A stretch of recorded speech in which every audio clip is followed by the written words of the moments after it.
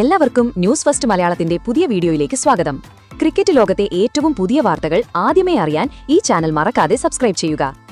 Indian cricket ആരാധകർക്ക് ആവേശം പകരുന്ന ഒരു വാർത്തയാണ് ലീഡ്സിലെ ഹെഡിംഗ്ലി സ്റ്റേഡിയത്തിൽ നിന്ന് ഇപ്പോൾ വരുന്നത്. ഇന്ത്യയും ഇംഗ്ലണ്ടും തമ്മിൽ നടന്ന ഒന്നാം ടെസ്റ്റ് മത്സരത്തിൽ ഒന്നാം ദിനം തന്നെ യുവതാരം ഋഷഭ് പന്തും ക്യാപ്റ്റൻ ശുഭ്മാൻ ഗില്ലും ചേർന്ന് ഇംഗ്ലീഷ് നായകൻ ബെൻ സ്റ്റോക്സിനും സംഘത്തിനും ചുട്ട മറുപടി നൽകിയിരുന്നു. കളിക്കളത്തിലെ വീറും വാശിയും കൈവിട്ടപ്പോൾ മര്യാദയുടെ അതിർവരമ്പുകൾ ലംഘിച്ച ഇംഗ്ലണ്ട് താരങ്ങളെ ബാറ്റുകൊണ്ട് നേരിട്ട പന്തിനും ഗില്ലിനും ക്രിക്കറ്റ് ലോകം കൈയടിക്കുകയാണ്.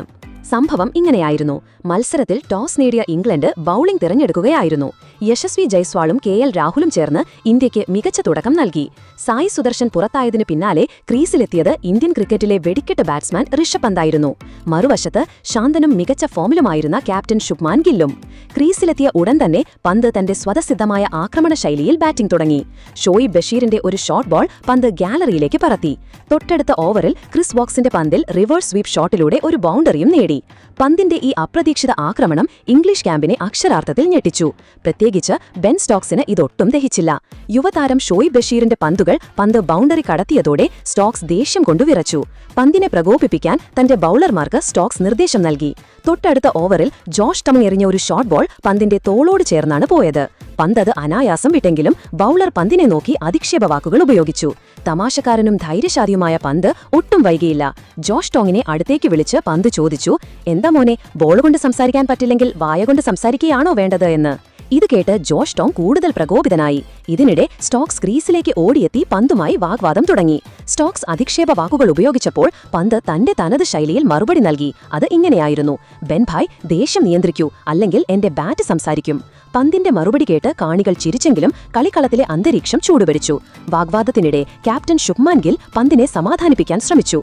"ഋഷഭ്, അവർക്ക് ബാറ്റ് കൊണ്ട് മറുപടി കൊടുക്കൂ, അപ്പോഴേ ഇവർ നിർത്തൂ," ഗിൽ പന്തിനോട് പറഞ്ഞു. ഗില്ലിന്റെ വാക്കുകൾ പന്തിൽ ആവേശം നിറച്ചു. അടുത്ത ഓവറിൽ ക്രിസ് വോക്സിന്റെ പന്ത് ഒരു മികച്ച കവർ ഡ്രൈവ് നേടി. തൊട്ടടുത്ത പന്തിൽ ലോഫ്റ്റഡ് ഷോട്ടിലൂടെ മറ്റൊരു ബൗണ്ടറിയും. പന്തിന്റെ ഈ പ്രകടനം സ്റ്റോക്സിനെയും ബൌളർമാരെയും നിരാശരാക്കി. പന്തിന്റെ ബാറ്റിംഗിനിടെ മറ്റൊരു സംഭവവും നടന്നു. ജോഷ് ടോങ് എറിഞ്ഞ ഒരു ബൗൺസർ പന്തിന്റെ ഹെൽമെറ്റിൽ തട്ടി. പന്തിന് ചെറിയ പരിക്കേറ്റു. ഫിസിയോ ഗ്രൗണ്ടിലെത്തി. ഈ സമയം സ്റ്റോക്സും ജോഷ് ടോങ്ങും പന്തിനെ നോക്കി പരിഹസിക്കുകയും കളിയാക്കാൻ ശ്രമിക്കുകയും ചെയ്തു. ഇത് പന്തിനെ കൂടുതൽ പ്രകോപിപ്പിച്ചു. പരിക്കേറ്റിയിട്ടും പന്ത് ബാറ്റിംഗ് തുടർന്നു. തൊട്ടടുത്ത ഓവറിൽ ജോഷ് ടോങ്ങിന്റെ പന്തിൽ തുടർച്ചയായി 2 ബൗണ്ടറികൾ നേടി. വുഡിനെ നോക്കി ബാറ്റ് ഉയർത്തി പന്ത് ആംഗ്യം കാണിച്ചു. ഇത് കണ്ട് ഇന്ത്യൻ ആരാധകർ ആവേശഭരിതരായി. പന്തിനൊപ്പം ക്യാപ്റ്റൻ ശുഭ്മാൻ ഗില്ലും മികച്ച ബാറ്റിംഗ് പ്രകടനമാണ് കാഴ്ചവെച്ചത്. തന്റെ ക്ലാസിക് ശൈലിയിൽ ബാറ്റ് ചെയ്ത ഗിൽ ഇംഗ്ലീഷ് ബൌളർമാരെ വെള്ളം കുടിപ്പിച്ചു.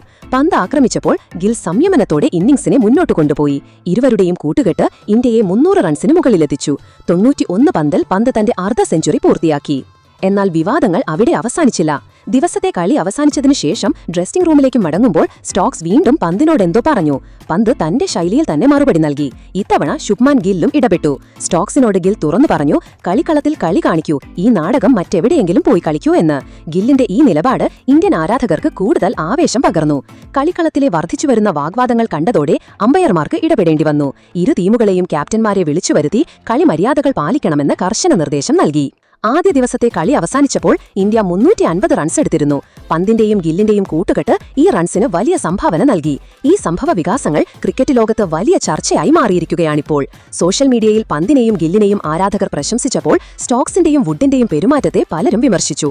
ഈ സംഭവത്തിൽ ആരുടെ ഭാഗത്തായിരുന്നു തെറ്റ്? അപ്പോൾ ഇതുപോലത്തെ കൂടുതൽ ക്രിക്കറ്റ് വാർത്തകൾക്കായി ഈ ചാനൽ മറക്കാതെ സബ്സ്ക്രൈബ് ചെയ്യുക.